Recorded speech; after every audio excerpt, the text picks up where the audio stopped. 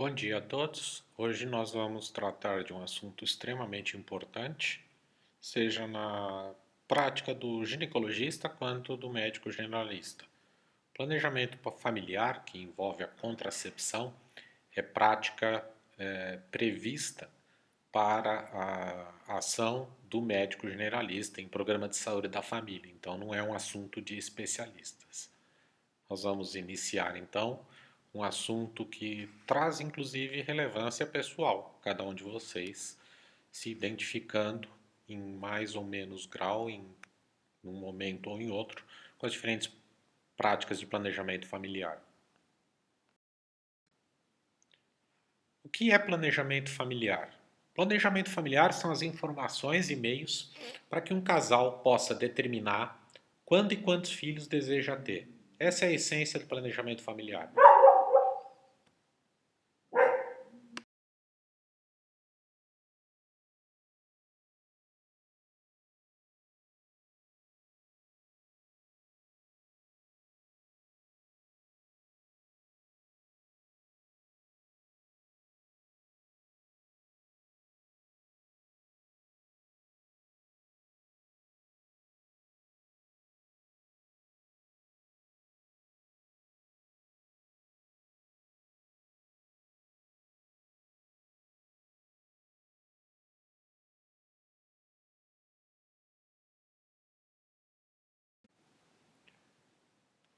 A primeira questão a ser analisada é a segurança, e talvez seja a mais importante na escolha da paciente. Segurança e eficácia do método. Tá? Ela é traduzida por um índice chamado índice de Pear, que consiste essencialmente na falha do método, e a falha do método é traduzida em gravidez. Quantas gestações ocorreram em 100 casais utilizando o método por um período de 12 meses. Então, 100 casais durante um ano utilizam o método. Ocorreu gestação? Quantas? E isto vai dar um número absoluto. Esse número é o índice de Pear. O índice de Pear ele tem dois números na prática médica. Um que chama-se segurança teórica e o outro é o uso real. O que vem a ser esses dois conceitos? Segurança teórica é o valor desse índice de Pear, baseado no que eu expliquei agora, em um modelo ideal de utilização do método. Um modelo onde não haja falha de utilização. Então eu vou dar um exemplo com a pílula anticoncepcional. O índice de Pear teórico é para uma mulher que tome a pílula todos os dias no mesmo horário, sem variação do horário, e nunca esqueça de utilizar a pílula. Na prática real, as coisas acontecem de uma forma diferente. Quantidade enorme de mulheres ao longo de um ano vai um dia esquecer de tomar a pílula, no outro, outra mulher esquece o horário e toma em outro horário. Então, são erros de utilização. Começo da cartela na data imprópria e por aí vai. Entre um e outro existe uma diferença, e essa diferença não é pequena na maioria dos métodos. Vamos ver, e nós temos um exemplo importante do DIU versus a pílula. Em teoria, o DIU de cobre mais antigo, ele era sempre postulado como um método menos eficaz do que pílula anticoncepcional. Porém, na prática, no uso real, a taxa de diferença do DIU teórica e real era bem menor do que da pílula. Então, no uso real, a pílula era menos eficaz do que o DIU de cobre. Vejamos uma tabela. Nesta tabela, nós vamos ver com clareza a diferença entre um e outro. O método hoje considerado o método mais eficaz é o implante. O implante não tem diferença do uso teórico para o uso real. Por quê? Porque o implante ele traz, uma vez colocado um implante subdérmico, você não tem como alterar a eficácia desse método. Então, o uso teórico e o uso real é praticamente idênticos. Já na vasectomia, nós temos uma pequena diferença. Uso teórico 0,1, uso real 0,15. Tá? Por que essa pequena diferença? Porque a vasectomia subentende, depois da sua realização, a necessidade, na verdade, de realização de um espermograma controle, e alguns homens não realizam. Então, já no uso real, existe uma pequena diferença. DIU hormonal, sem diferença, ambos com 0,0, ambos com 0,2. Por quê? Porque no DIU hormonal, as influências de posicionamento do DIU são muito menos relevantes. Compare dois abaixo com o DIU de cobre. O DIU de cobre tem uma pequena diferença, ele é menos eficaz que o DIU hormonal, a 0,6, e o uso real 0,8. Por quê? Porque no uso real, a mulher deveria fazer um controle mais estrito de posicionamento do DIU, ideal uma vez por ano, e o DIU de cobre, uma vez deslocado, ele vai perdendo eficácia. Então, algumas mulheres na prática não realizam esse controle e o uso real acaba sendo pior do que o uso teórico. A laqueadura não tem alteração, tem falha. É uma coisa importante citar, depois eu vou entrar em detalhes. A laqueadura tubária nunca é um método definitivo como o leigo acredita. A laqueadura tubária dá uma falha de 0,5 por cento, que significa 5 em cada 1.000 mulheres que fazem uma laqueadura tubária vão ter uma gestação. Tópica ou ectópica não vem ao caso, ocorre a gestação. Lactação com amenorreia, diferença importante. E vejam aqui os métodos hormonais. Pílula combinada de progesterona, injetável mensal, anel vaginal e adesivo. Todos esses métodos são métodos assemelhados, são métodos hormonais, e o uso teórico de 0,3 para todos e na prática todos eles com 3. Então, 3 mulheres em cada 100 que utilizam pílula anticoncepcional, injetável, progesterogênio puro, anel, adesivo, irão engravidar. Porque falha na metodologia de uso. Esta é a diferença do uso real e do uso teórico. Em teoria, o risco é de 0,3%. Na prática, elas esquecem o dia correto de tomar a pílula, elas pulam um dia, elas tomam em horários variados. Então, no uso prático, no uso errado das mulheres na vida real, a taxa é 10 vezes pior do que a taxa teórica. Preservativo masculino, 8 vezes pior uso teórico versus uso prático. Tabela rítmica, 2 a 5 uso teórico, 25 no uso prático, e o coito interrompido, 4 no uso teórico, 27 no uso prático. Aqui vale uma consideração importante, que seria perguntar qual é o índice de PER para um casal que não faz nenhum método contraceptivo. Qual é a taxa de gravidez para que a gente tenha um casal sem nenhuma restrição tendo relações sexuais? A resposta é 40. Então, quando eu analiso esses últimos dois, que são as tabelas, tá, e o coito interrompido, nós vamos ver o quão ruim esses métodos são, porque eles estão mais de 50% em relação a um casal que não faz absolutamente nada no uso real. Aqui uma outra tabela também, uma tabela extraída do Manual da Organização Mundial de Saúde da versão de 2016, que é o último. Os dados são bastante semelhantes, né? Com alguns outros acréscimos, e vejam sempre a diferença do uso típico e do uso perfeito. Aqui está invertido da outra tabela que eu apresentei. O uso típico é o uso rotineiro e o perfeito é o uso teórico. Aqui, na parte mais baixa, você vê os métodos hormonais. Tá? O uso teórico 0,3, uso prático 9. Pequenas variações dependendo de casuística, mas dentro do mesmo conceito. Tá? Então vocês vejam que há uma diferença muito importante entre a teoria e a prática dos métodos contraceptivos. Próximo parâmetro que nós vamos analisar é o custo-benefício. Para muitas pessoas isso não é relevante, mas para a população de baixa renda é. Né? Nós, como médicos, temos que pensar que muitas famílias não têm acesso, do ponto de vista econômico, a alguns métodos contraceptivos. Então, qual é o custo desse método?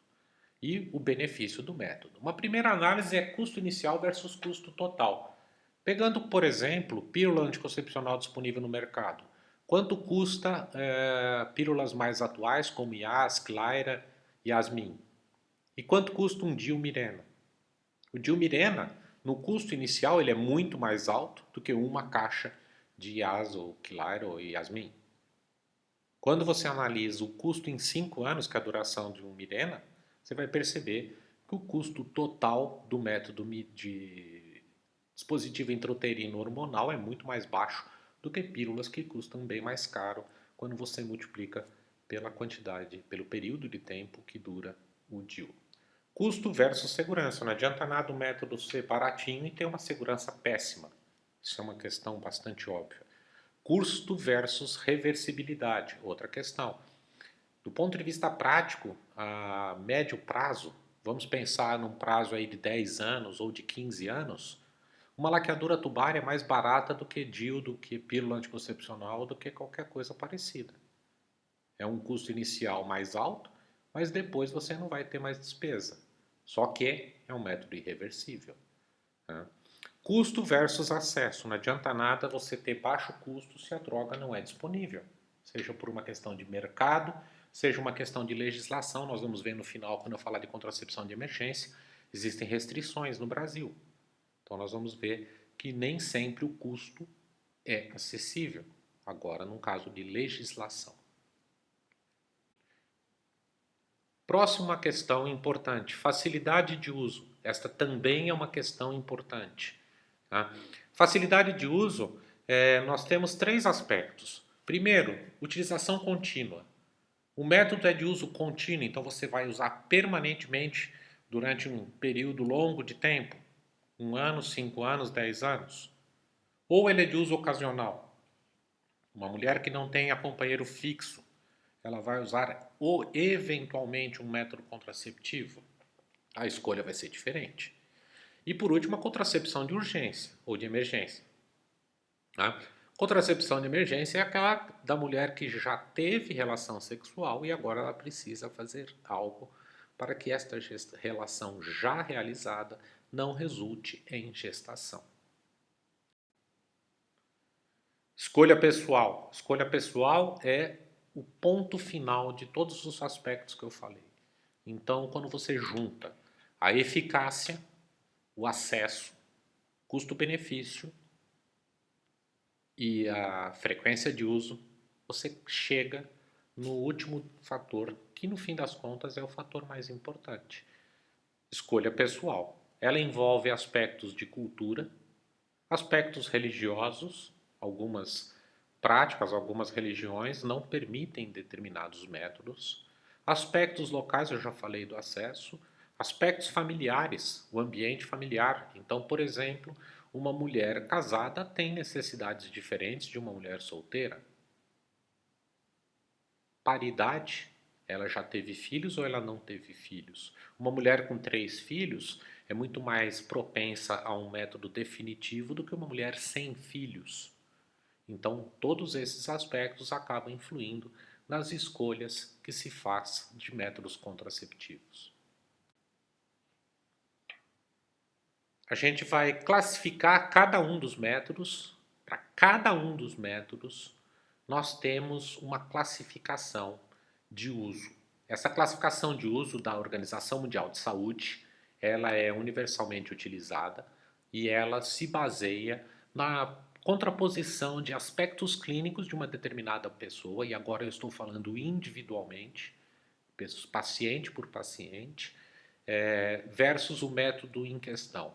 Então, são os critérios de elegibilidade, ou seja, critérios de utilização. Pode ou não pode usar, se pode, tem risco, não tem risco, se tem risco, o risco é pequeno, médio ou grande. Ou há uma contraindicação absoluta. Tá? Então, quando eu falo que um método é categoria 1 para uma determinada situação, é que o uso é totalmente livre para aquele quadro. Na categoria 2 há uma contraindicação relativa leve, na categoria 3 uma contraindicação moderada e na categoria 4 uma contraindicação absoluta. Eu vou dar um exemplo de uma mulher hipertensa. Então, hipertensa, ela é para um determinado método, DIU de cobre, hipertensão, tem algum grau de risco a usar DIU de cobre numa mulher hipertensa? Seria categoria 1, categoria 2, categoria 3 ou categoria 4 essa situação? A resposta é categoria 1. DIU de cobre não traz qualquer problema relacionado à hipertensão. No inverso, uma mulher com tromboembolismo prévio teve trombose venosa profunda e pretende usar pílula anticoncepcional. Qual é a categoria da Organização Mundial de Saúde para pílula anticoncepcional e tromboembolismo? Categoria 4, contraindicação absoluta, ela não pode tomar. Então veja que a gente sempre tem uma doença e um método contraceptivo para cada doença e para cada método contraceptivo. Então, o mesmo método contraceptivo tem doenças que são categoria 1, doenças que são categoria 2, doenças que são categoria 3 e doenças que são categoria 4. Para outro método contraceptivo, muda tudo. Tá? Para cada método e para cada doença, nós temos uma variação que vai ser de categoria 1 a categoria 4. Existem vários dessas, essa é a da Organização Mundial de Saúde, que são as rodas de classificação da OMS. Aqui ela está desmontada e vocês vejam à esquerda seria uma parte inferior e da direita nós temos uma parte superior. Normalmente ela vem um disco no centro com uma presilha e ela roda, ela gira. Aonde vocês veem aquela linha bem nas 12 horas do relógio, no anel da direita, né? Ela vai estar cortada, aquilo é vazado. Então você imagine que você coloque isso em cima do anel da esquerda e você gira. Vejam que cada uma das linhas tem um método contraceptivo. Então nós temos na linha de baixo, né, nós temos o DIU.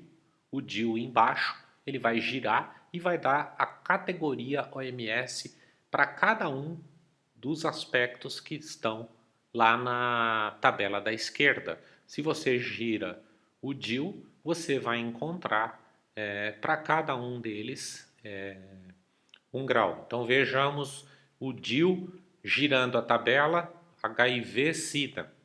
HIV-Sida, o AIDS, tá? O DIU, que é a linha de baixo, ele vai estar como 2. Então é uma contraindicação leve. Tá? Se você girar o DIU, ainda pegando embaixo aqui, vejam aqui do lado esquerdo, aproximadamente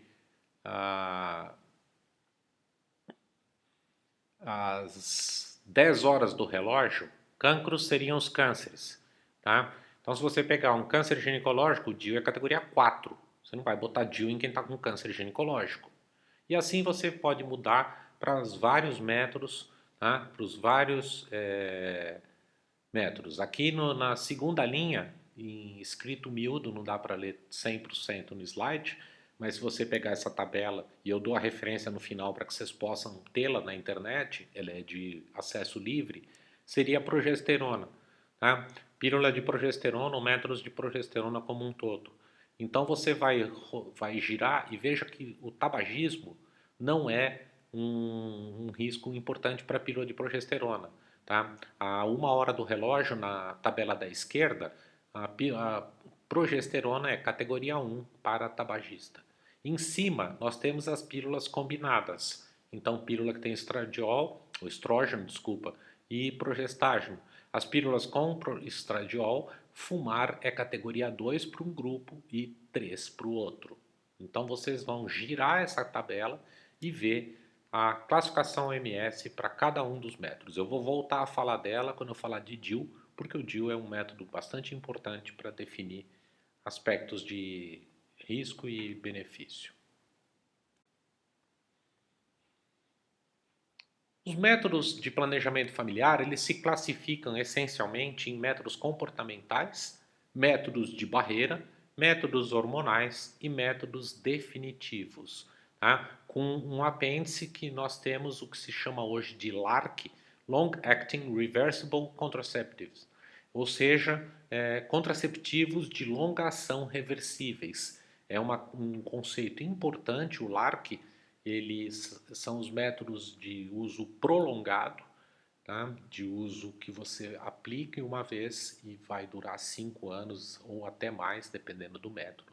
Exemplo seria DIU de progesterona, implante subdérmico, tá? Mesmo o DIU de cobre, tá? Eles são métodos de longa duração, reversíveis. O conceito de LARC é importante. Quando eu falar de adolescência, lá na frente eu vou falar de DIU. Hoje o método padrão para adolescente é LARC. Começando então pelos métodos comportamentais. Os métodos comportamentais são aqueles métodos que influem na hora de ter relação, na fase do ciclo para ter relação sexual. A mulher só teria relações nesta época do mês. Popularmente chamada de tabelinha, os métodos comportamentais se caracterizam pelo coito interrompido, que não é em relação ao período, mas é a forma de ter relação sexual. E vejam que em amarelo, sempre que aparecer em amarelo, é porque o método está tabulado em primeiro número teórico, segundo número prático, uso real. Coito interrompido, você teria a interrupção do coito sexual, da relação sexual, antes da ejaculação. A taxa de falha é enorme, 27 em cada 100 casais vão ter gestação ao longo de um ano, né? E ela ocorre pelo simples fato que os homens começam já com pequenas secreções antes do ejaculado principal, pequenas secreções que começam a sair já têm espermatozoides viáveis, então a taxa de fecundação é alta. Abstinência periódica, a tabelinha verdadeira, nós temos uma taxa teórica de 2 a 5 e a real de 25% de falha. Então é uma falha muito grande. Tabelinha hoje ela é usada muito mais para fazer o inverso, não evitar filhos, e sim orientar a mulher que quer ter filhos. A gente orienta a tabelinha não no sentido de método contraceptivo, a gente orienta a tabelinha no sentido de ter filhos. Então a mulher que quer ter filho fala, você deve ter relações nos dias tais e tais do mês. Como método contraceptivo é uma taxa de falha alta, entretanto, por questões religiosas, algumas formas de religião só aceitam a abstinência periódica como método contraceptivo.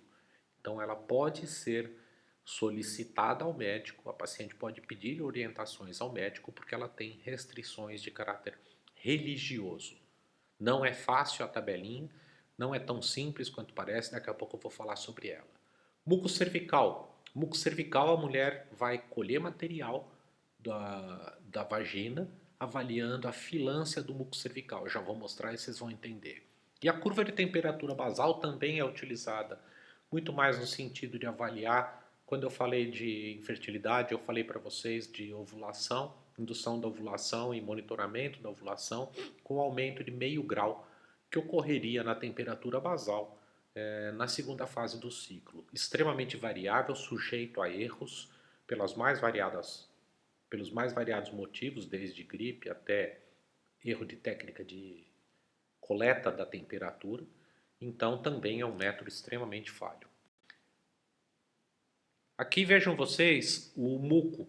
Então, como é que a gente orientaria uma mulher para avaliar o muco cervical? Ela iria introduzir o dedo indicador na vagina, bem profundamente, para colher na ponta dos dedos um pouco do muco do colo do útero. Colocando o polegar contra o dedo indicador, ela iria repuxar este muco. E na foto da esquerda, vocês veem o que a gente chama de muco com filância. O muco iria se esticar, formando um cordão até romper. Esse esticamento do muco a gente chama de filância. Nesta fase, que seria próxima do meio do ciclo, a mulher não pode ter relações sexuais. No esquema da direita, então houve o repuxamento e logo que começou a repuxar, o muco estourou. Ele não forma este visgo, essa linha continuada de muco. Ele puxa e rompe, ele rompe rapidamente. Seriam relações liberadas. Também método de alto nível de falha. Aqui um exemplo de uma tabela gráfica para explicar para uma paciente. Vocês mesmos, estudantes de medicina, teriam dificuldade, não é tão fácil quanto parece. Imaginem explicar isso para uma paciente numa UBSF. Bastante complexo. Vou explicá-la e depois eu vou mostrar um método bem mais simples de orientar a tabela periódica. Nessa tabela gráfica que vocês estão vendo, nós vemos em vermelho o período menstrual e em branco seria o período de risco. Nós temos um período amarelo em número variado de dias, chamados dias secos, que seria um período de infertilidade precoce de relações liberadas. Ele é variável por quê? Porque ele vai depender de um parâmetro secundário da tabela, que é a análise do muco. Veja no branco que o muco vai ser analisado. Então, nesses dias amarelos, ela iria avaliar o muco. Enquanto o muco for fluido, o muco for espesso, na verdade, o inverso. O muco for espesso e não tiver filância, ela pode ter relação. A partir do momento que o muco começar a ter filância, ela entra na fase branca. Na fase branca, ela vai ter um pico ovulatório perto do centro do ciclo. E aí ela vai deixar, além dos dias prévios, 3 dias posteriores ao centro do ciclo. Veja, dia 1, 2 e 3 em branco. E daí para frente, ela teria o chamado período tardio de infertilidade, que seria uma segunda fase de relações liberadas. Isso é bastante complexo. A paciente tem grande dificuldade de entender se ela te solicitar orientação sobre tabela periódica. Seja para engravidar, seja para não engravidar. Existe um jeito mais fácil de fazer uma tabela, só que depende de uma marcação de ciclos de um período de 6 a 12 meses. Quanto mais ciclos a mulher tiver marcados, melhor.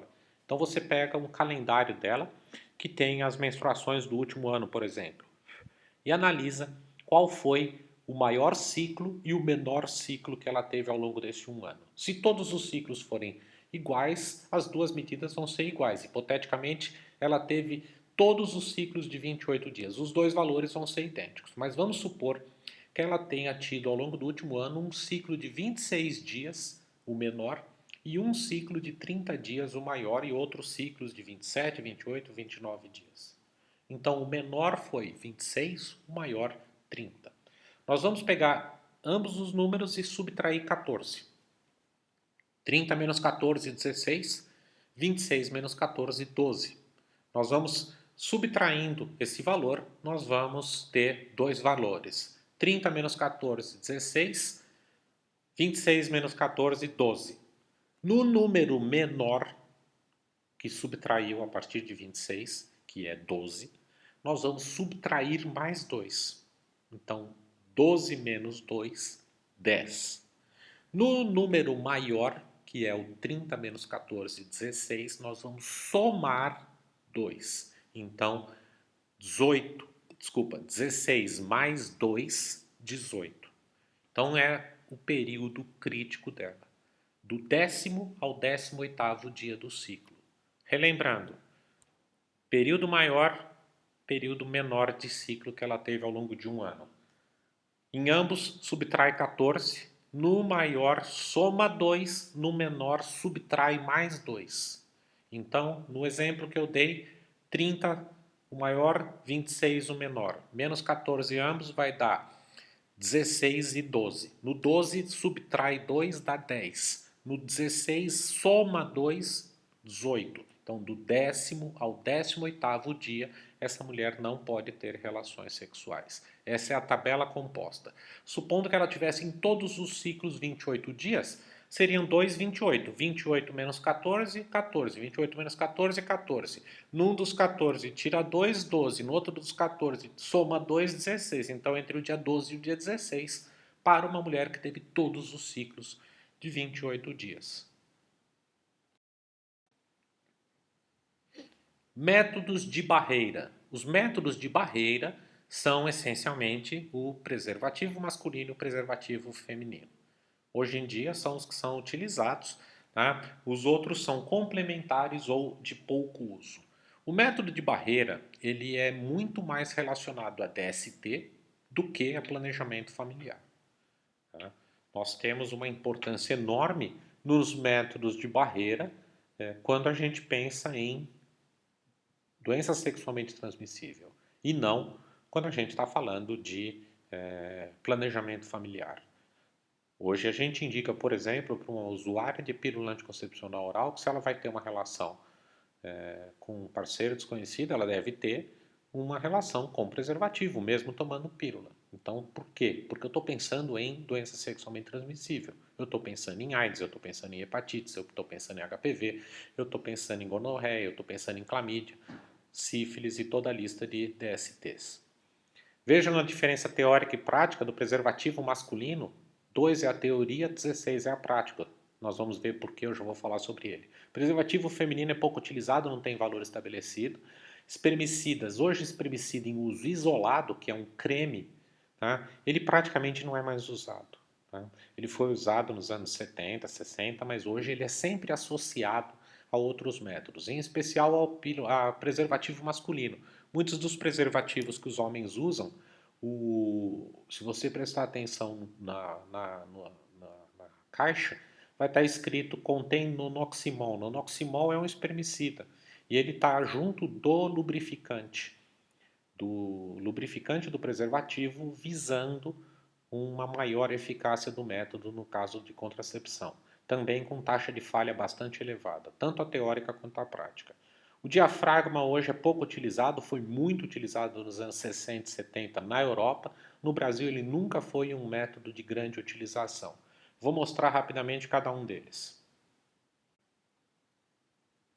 Começando pelo preservativo masculino. O preservativo masculino, ele tem primeira necessidade, colocação adequada, produto de qualidade e uso único. Acreditem se quiser, faz aproximadamente um ano e pouco, o CDC americano, Center Disease Control, lançou um alerta na população pela mídia leiga para a orientação do uso único de preservativo, pois descobriu-se que nos Estados Unidos adolescentes estavam lavando e reutilizando preservativo, o que parece um absurdo, na prática ocorre.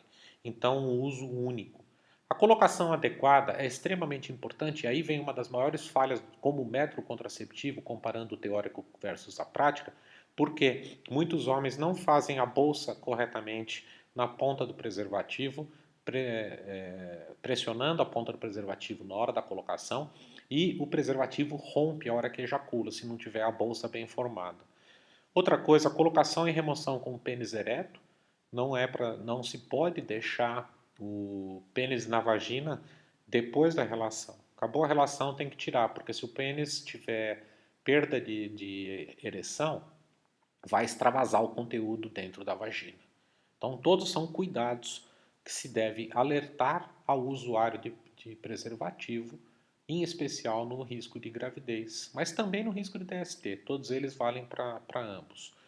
O risco eventual do preservativo é a alergia ao látex. Existem no mercado importado vários preservativos para quem tem alergia ao látex.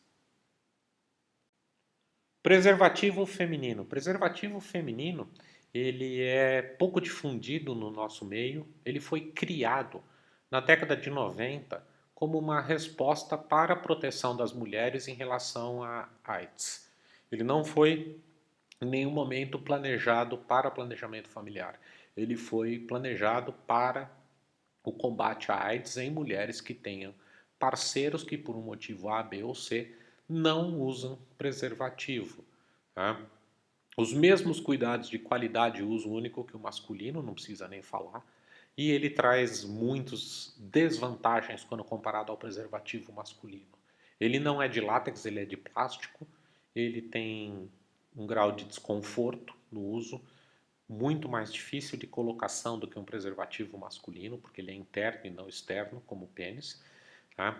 Move-se no coito, naturalmente ele se mexe, faz barulho porque é plástico, não precisa dizer, só olhar a foto que ele é feio, e tem uma redução de sensibilidade, porque ele é bem mais espesso que os preservativos masculinos, e também é mais caro, ou seja, só tem prejuízo.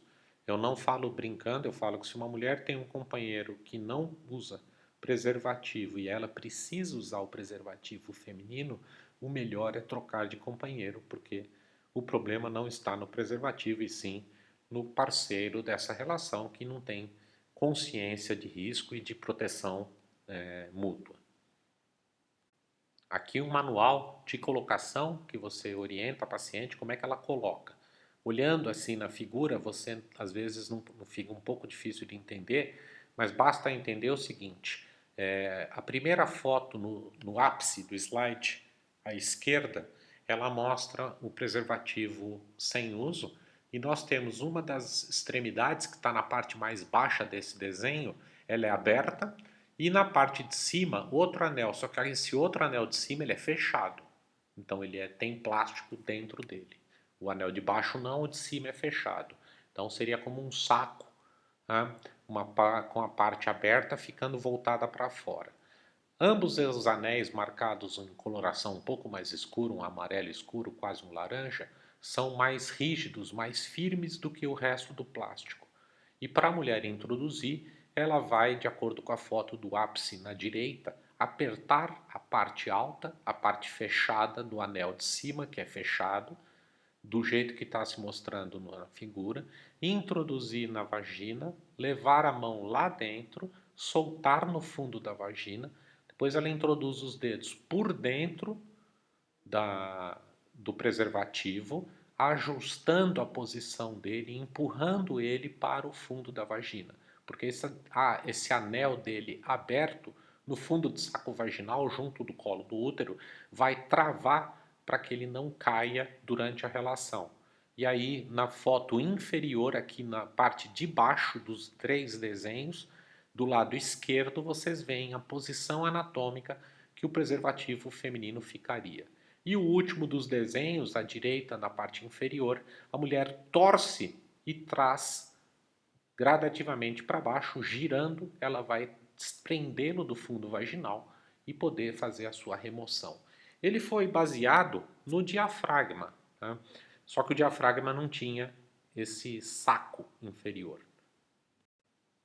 Aqui nós vemos um diafragma. O diafragma, pouco acessível no Brasil, foi muito utilizado na Europa, porém ele não previne DST.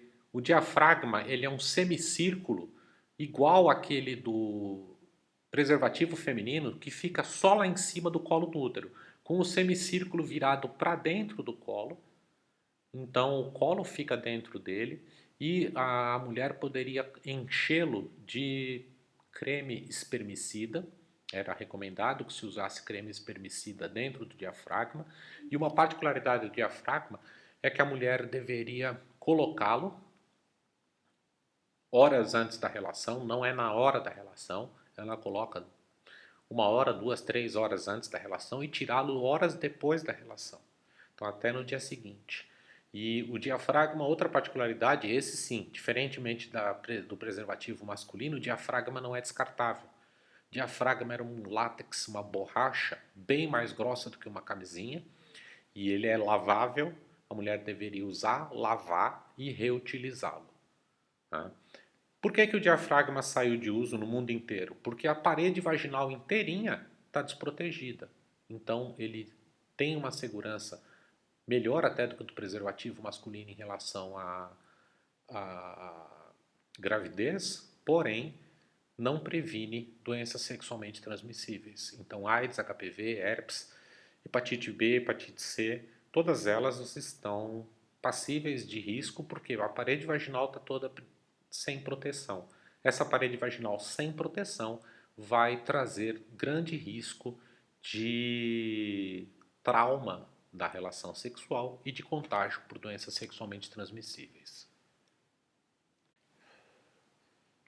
Dispositivo intrauterino, conhecido popularmente como DIU, nós temos atualmente 2 modelos no mercado. O modelo de cobre, mais antigo, e o modelo hormonal. Ambos têm alta eficácia, tanto teórica quanto em uso real. O hormonal com uma ligeira vantagem em relação ao de cobre e outros benefícios inversos ao do cobre. O do cobre, como é que um DIU funciona? Né? O DIU de cobre promove uma reação inflamatória endometrial. Então, o cobre liberado e a presença do DIU promovem uma resposta de caráter inflamatório crônico. Com essa resposta inflamatória permanente, promove alteração da motilidade espermática, própria proliferação e da qualidade do endométrio e dificulta também uma eventual nidação. O DIU de progesterona.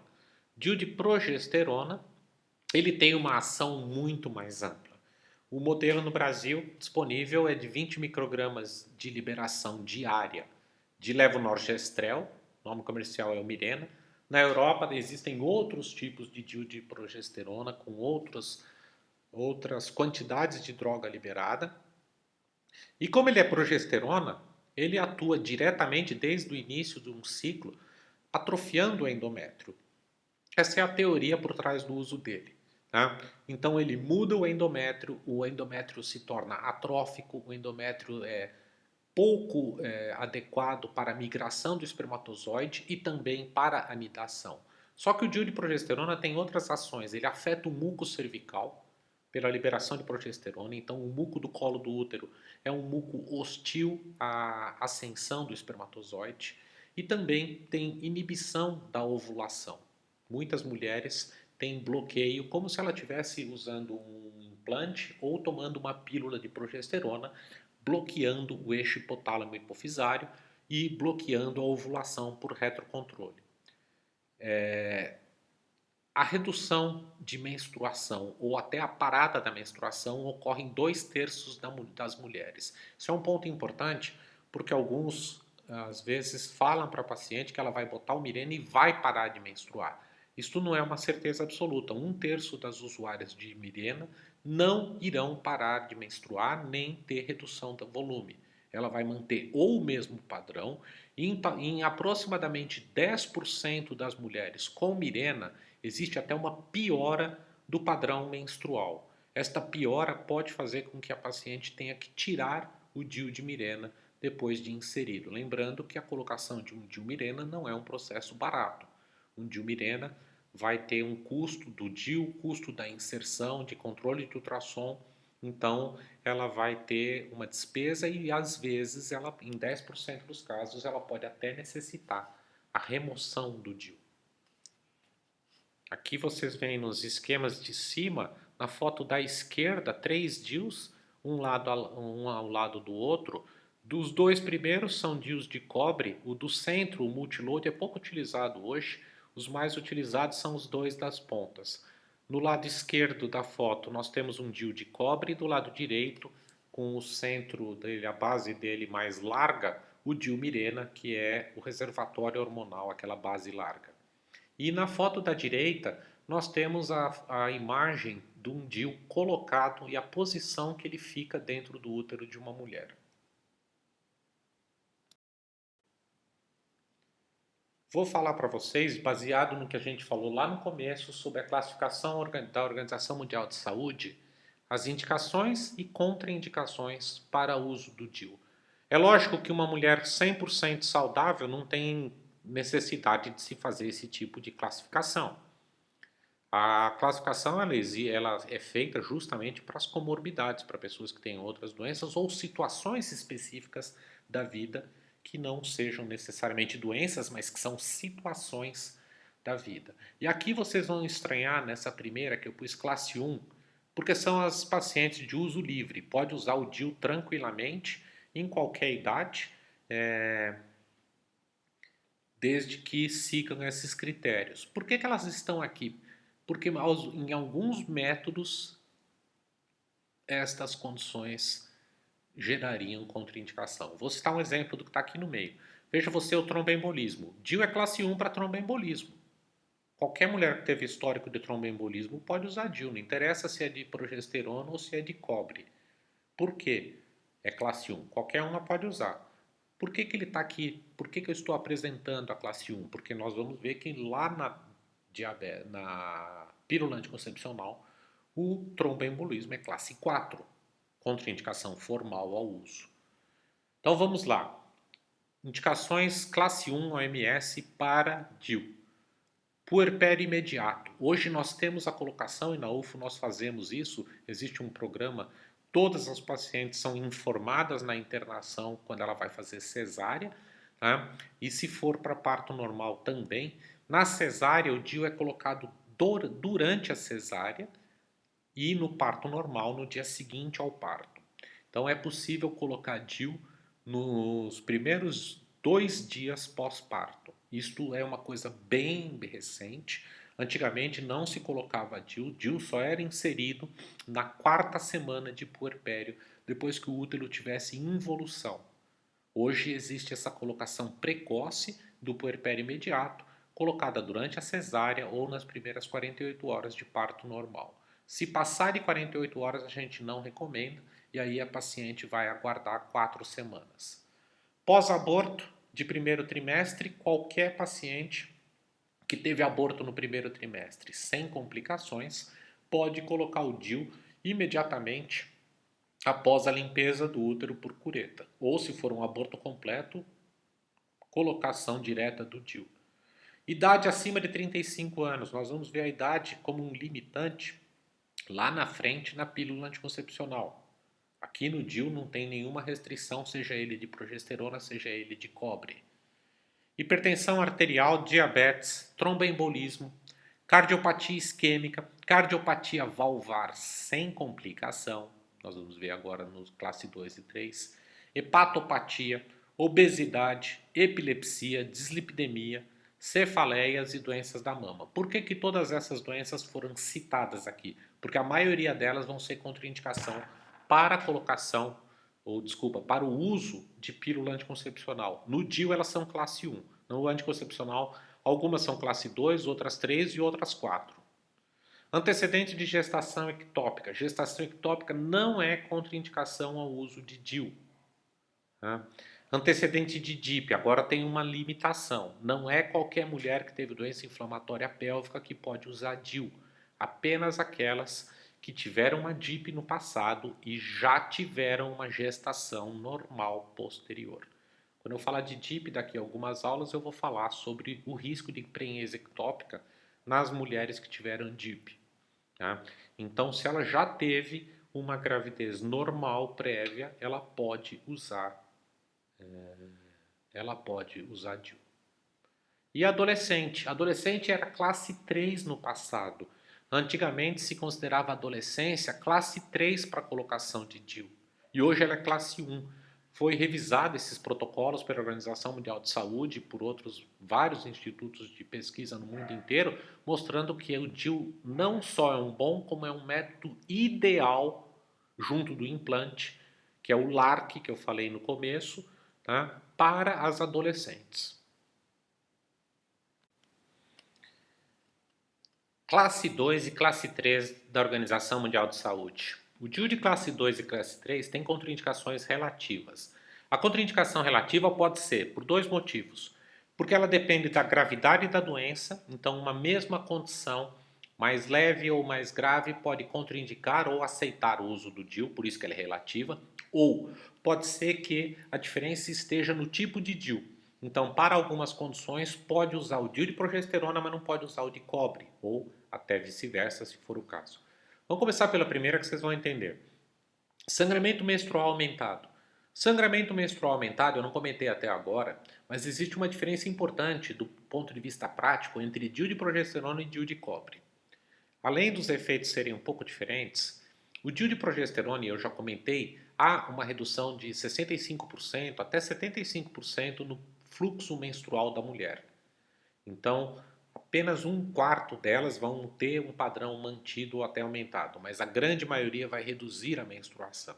Então, se ela tem sangramento menstrual aumentado, o DIU de progesterona não só não é contraindicado, como ele é uma forma de tratar o sangramento aumentado.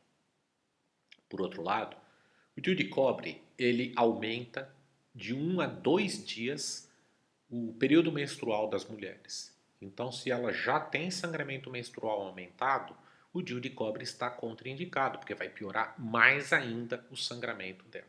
Por isso que é contraindicação relativa. Um pode e o outro não.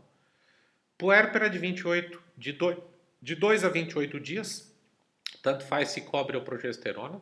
Comportamento de risco para DST, também tanto faz se de cobre ou de progesterona. Tá? Por quê? Porque para comportamento de risco, nós vamos ver quando eu falar de DIP, a mulher que usa DIU tem um risco que chega até 9 vezes o normal de desenvolver DIP. Mas isso depende do comportamento de risco. A mulher com DIU sem comportamento de risco, o risco de DIP é próximo da normalidade. Próximo grupo é AIDS. AIDS é categoria 2 essencialmente e depende muito da condição de carga viral e de contagem CD4 e CD8. Uma paciente que esteja em uso de TARV, terapia antirretroviral, carga viral indetectável, o risco do DIU é mínimo para ela, então ela está liberada. Em compensação, uma paciente sem controle, com AIDS, caminhando para AIDS doença, com imunossupressão, o DIU é um fator de risco para uma infecção, e uma infecção que não terá bom controle. Doença trofoblástica, mola e as suas variantes. Se ela for recente e ainda estiver em período de segmento, que varia de 6 a 12 meses, dependendo da gravidade da doença, é contraindicado o uso de DIU.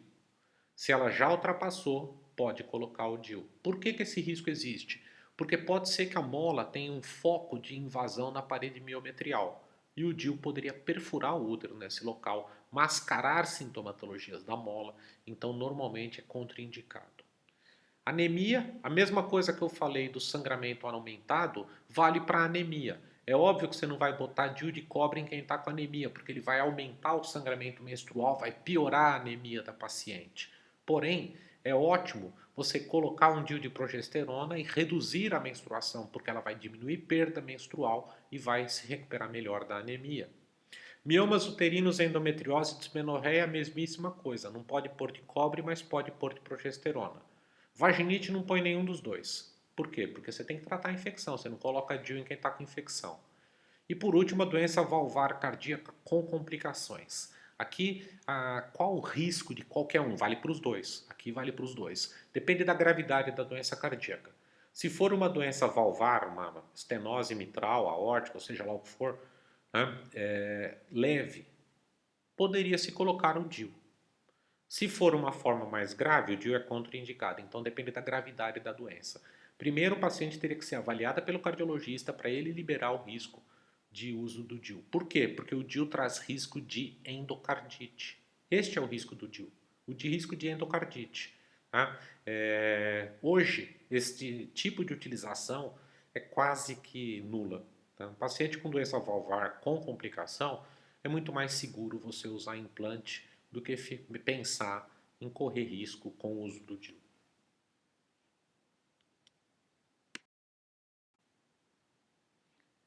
Classe 4, vocês têm que prestar muita atenção nas classe 4 de DIU, né? Porque são contraindicações absolutas ao uso de DIU. Então você jamais vai inserir DIU nas seguintes situações: gravidez confirmada ou suspeita. Você tem suspeita ou já tem confirmação de gravidez, é óbvio que você não vai colocar um DIU dentro do útero dessa mulher. Você estaria provocando um aborto na colocação do DIU. Infecção puerperal ou aborto recente infectado também. Aqui o aborto com infecção, lógico. Nos dois casos, com infecção, né, você não vai colocar DIU. Qual o período pós-infecção que você pensaria na colocação? No mínimo 3 meses, ideal acima de 6 meses do quadro infeccioso. DIP atual ou recente, menor que 3 meses, ou de repetição. Se a paciente tiver histórico de mais de um episódio de DIU, de DIP, ela não deve usar DIU em nenhum momento mais da vida. Então, um único episódio de DIP pode usar. Se ela tiver mais de 2 episódios, ela já está o DIU riscado da lista dela para sempre. Cervicite purulenta, nós vamos ver na aula de DIP, tá? As infecções por gonorreia e por clamídia no colo do útero. Você jamais vai colocar DIU numa paciente que está com clamídia ou com gonococo, porque aí você vai provocar uma DIP que pode desenvolver peritonites e até choque séptico.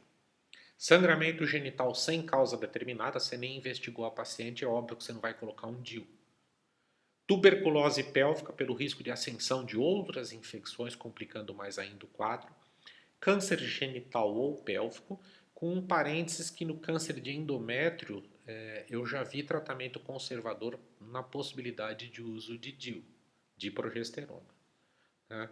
Então é um classe 4 genérico, mas não é para o DIU de progesterona. Então ele talvez pudesse ser melhor classificado como uma classe 3. Anormalidades anatômicas da cavidade uterina. Então, útero bicorno, útero de Delfo, aqueles úteros com malformação, eles não vão prender o DIU, vai ser mal fixado e ele vai ser expulso e não vai ter segurança de contracepção. Então, também é classe 4.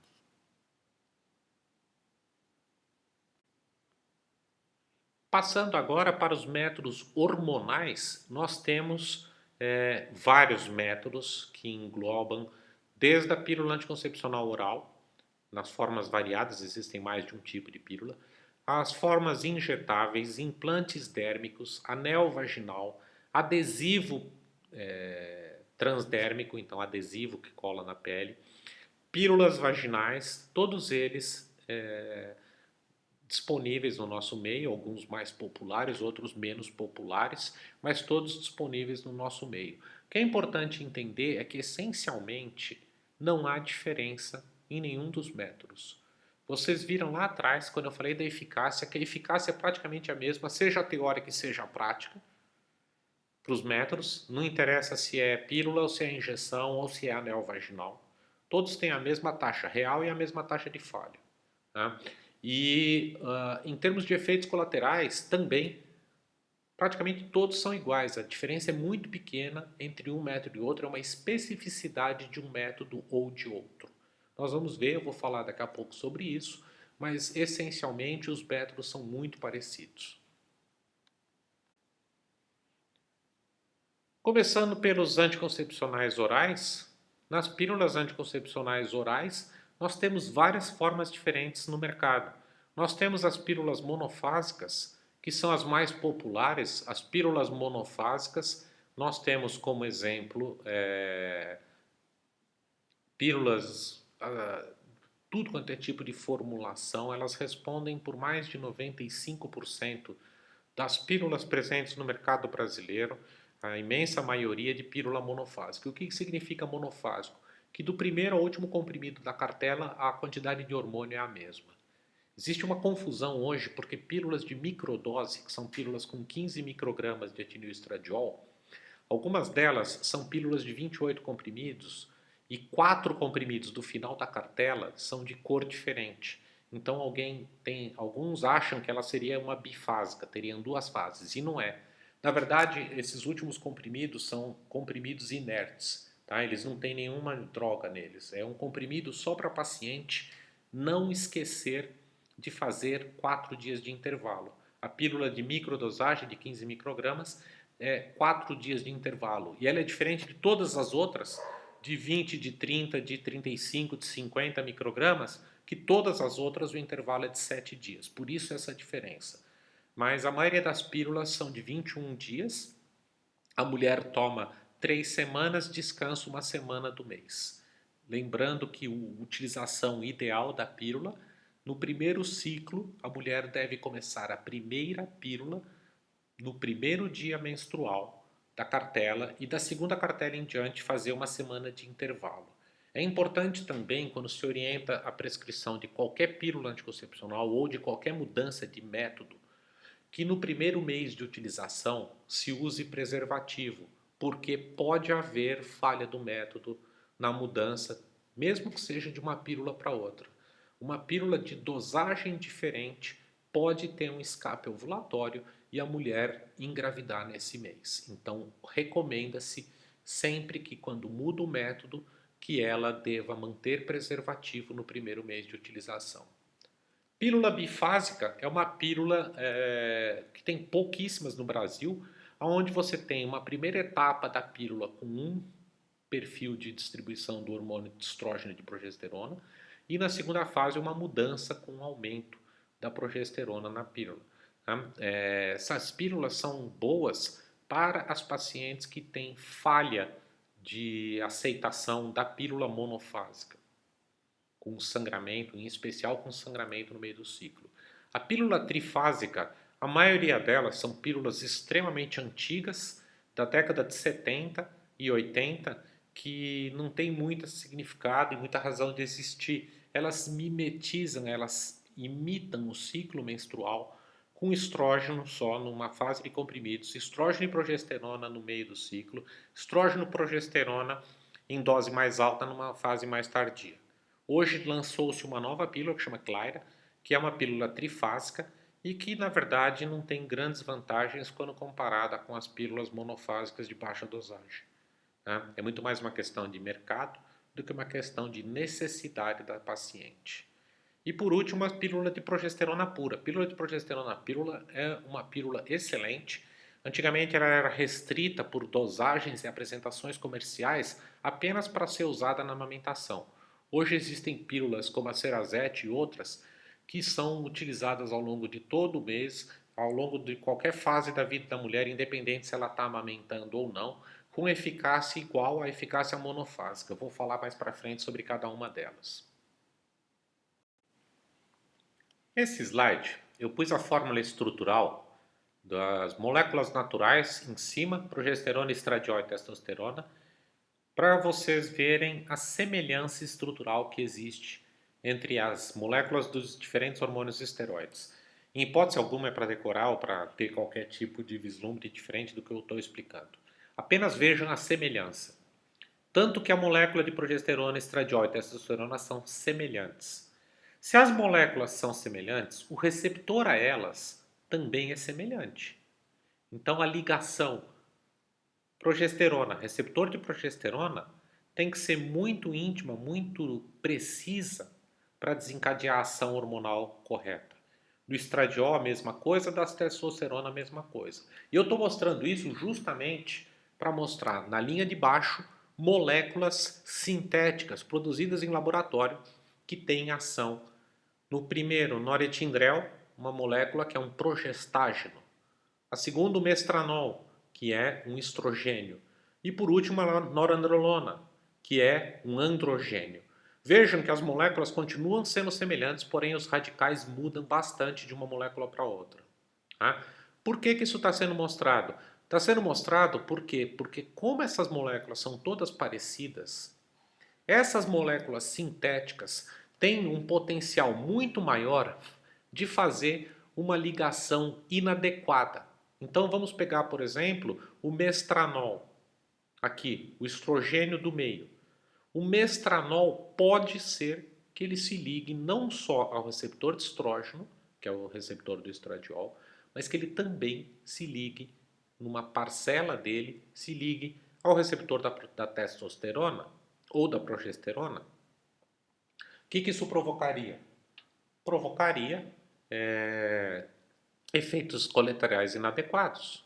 Ou, hoje, pode ser que esses efeitos sejam desejados. Então, se a gente pegar a ciproterona, que eu falei para vocês desde a aula de SOMP, tá? A ciproterona, ele é um progestágeno. Ele é do primeiro grupo aqui, ele é uma prima do noretindrel, é um progestágeno. Só que ela tem uma ligação fraca com o receptor de testosterona. Porque as moléculas são todas iguais, são todas parecidas.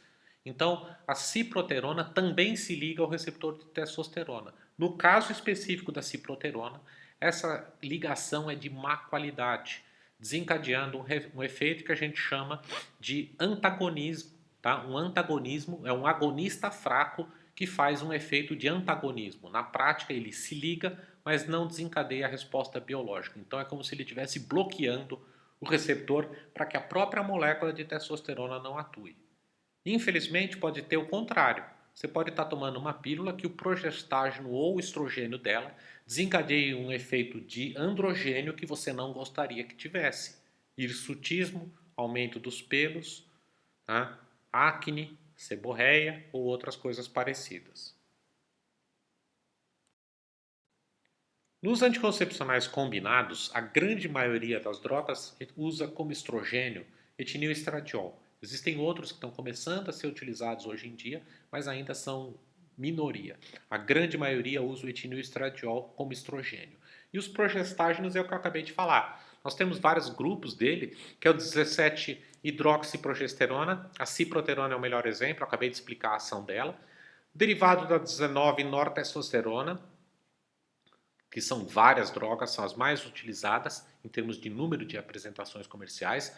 Norethisterona, norgestrel, gestodene, muito utilizado, desogestrel, também muito utilizado, tá? E derivados da espironolactona. Quando vocês lembram daquele esquema lá do começo do curso, da parte de ciclo menstrual, que eu falei da esteroidogênese, lembrem-se que a aldosterona está naquele grupo do outro lado. Ela é uma prima dos hormônios esteroides sexuais. Então, nós podemos ter uma droga que atua também na parte da aldosterona.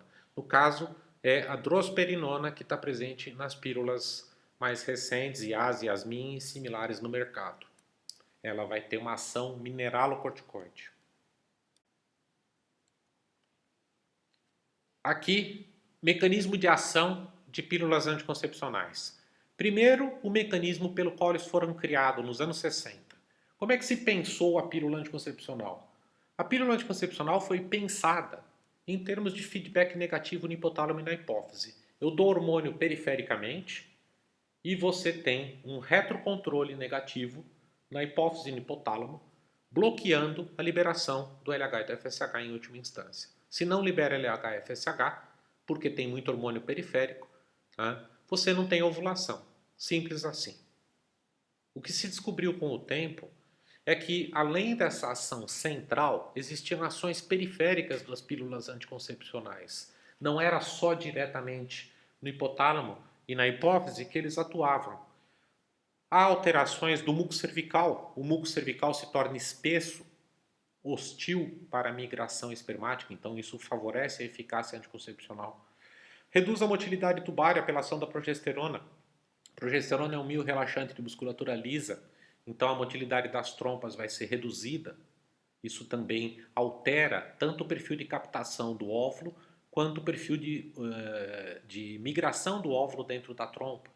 Então, mais uma vez, um processo que favorece a não concepção. Atrofia do endométrio, como você tem pílulas que começam já desde o início do ciclo a utilizar a progesterona, ela não promove uma proliferação endometrial adequada da primeira fase. O endométrio é um endométrio atrófico. Isso reduz a migração espermática e também a chance de nidação. Essas ações periféricas foram importantes para que se pudesse reduzir a dose de pílulas anticoncepcionais. Para se ter uma ideia, uma pílula anticoncepcional utilizada nos anos 60 equivalia a mais de 20 comprimidos, às vezes, de algumas pílulas modernas em termos de etilenoestradiol. Você tendo pílulas com mais de 50, 100 microgramas de etilenoestradiol, 150 microgramas de etilenoestradiol, são 10 comprimidos de uma pílula hoje de baixa dosagem. Tá? Essas pílulas desistiram. Aos poucos elas foram eliminadas, porque elas tinham muito efeito colateral e não eram necessárias, porque as ações periféricas, mesmo baixando o nível de hormônio, você conseguia manter a mesma eficácia global de controle da gravidez. Suponhamos que houvesse um escape ovulatório porque a ação de feedback falhou. As ações periféricas continuavam evitando a gravidez do mesmo jeito. Então, qual era o resultado prático? A mesma porcentagem de gravidez, mesmo que se reduzisse a pílula. E isso foi gradativamente ocorrendo. Caiu-se para 50 microgramas, de 50 caiu para 35 microgramas, de 35 para 30, de 30 para 20, de 20 para 15.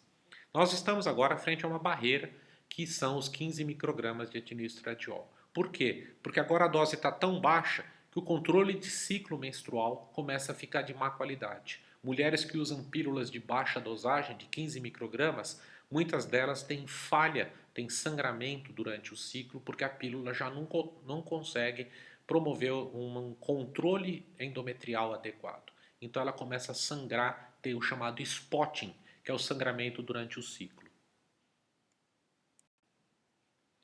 Efeitos colaterais estrogênios. Prestem muita atenção porque essas coisas são importantes sobre pílula anticoncepcional. Quais são os efeitos que o estrógeno da pílula está provocando? Náusea, aumento mamário e mastalgia, sensação de aumento das mamas e dor mamária, retenção de líquidos, ganho de peso, o ganho de peso é muito variável, tá? varia de poucos gramas até mais de 3 quilos, dependendo da mulher.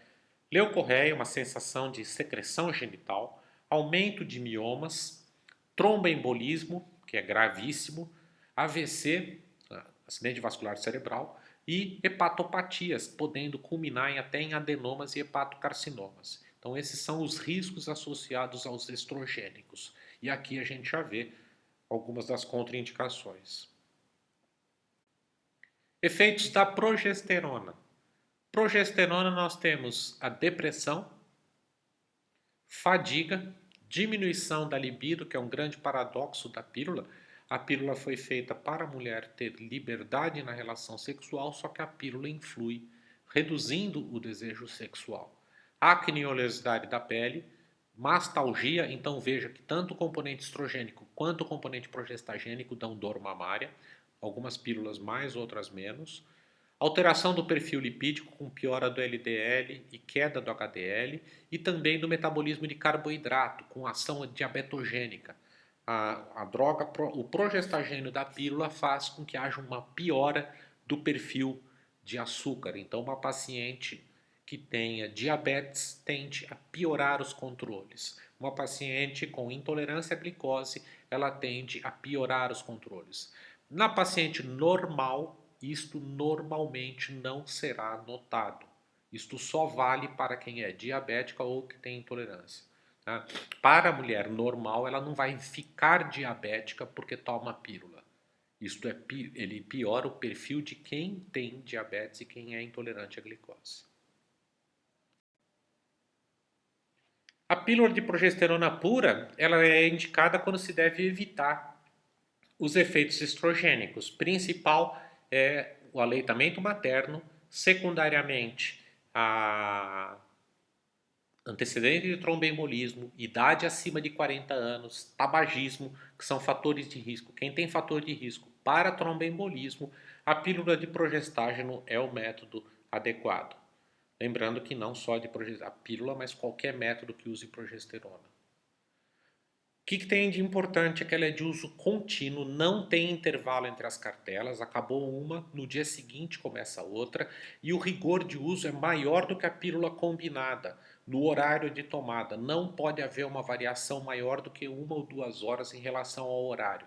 Então, se você toma às 8 horas da noite, você tem que tomar todo dia às 8 horas da noite, no máximo entre 7 horas e 9 horas da noite. Se você variar o horário, você começa a correr risco de gestação. Anticoncepção injetável, essencialmente a mesmíssima coisa das orais. Nós temos duas formas, as combinadas, que são de uso mensal, nome comercial Perlutan, Mesigina, né? Elas são tomadas uma vez por mês, a primeira delas vai ser feita intramuscular no primeiro dia menstrual da menstruação seguinte, e daí para frente todas serão usadas no mesmo dia do mês. Então, se você tomou a primeira no dia 5 de maio, todo dia 5 vai tomar uma nova injeção. A de progesterona pura, né, Depo-Provera é o nome comercial no Brasil, que é de duração mais longa, ela dura 3 meses, é barata, ela está disponível na rede pública de saúde, então é possível fazer sem custo nenhum para paciente na rede pública. É um método de alta eficácia contraceptiva, porém, o controle do ciclo é um dos limitantes, porque a paciente perde o controle. Algumas delas vão fazer amenorreia, outras vão ter sangramentos em períodos totalmente imprevisíveis, fica 2 meses sem menstruar, depois menstrua, aí passa 4 meses sem menstruar, depois menstrua. E a paciente tem que ser orientada que, independente desse perfil de menstruação, que ela tem que tomar a cada 3 meses, sempre no mesmo dia. Então ela tomou dia 5 de maio, no dia 5 de agosto, mês 8, ela toma de novo, no dia 5 de novembro, mês 11, ela toma de novo e assim vai. As mesmas indicações das pílulas orais e as mesmas complicações da pílula também. A maior dificuldade é o controle do ciclo, né, que eu falei. Indicação específica, que seria qual a indicação específica para pílula para anticoncepção injetável? Seria a paciente que tem intolerância digestiva ao anticoncepcional oral e as problemáticas. Quem são as problemáticas? Aquela que toda hora esquece comprimido da cartela. Só que essa problemática também vai esquecer o dia de tomar a injeção. Então, na verdade, o problema não vai solucionar. Para paciente problemática, o método é LARC, método de 5 anos de duração, DIU de progesterona ou implante.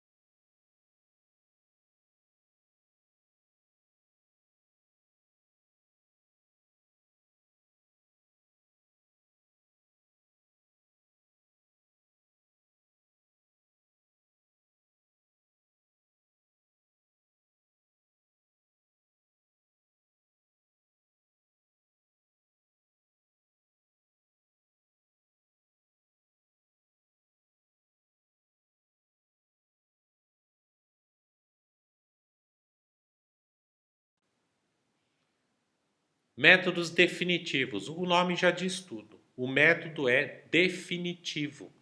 Não existe a possibilidade de se indicar laqueadura tubária ou vasectomia pensando se mudar de ideia desfaz.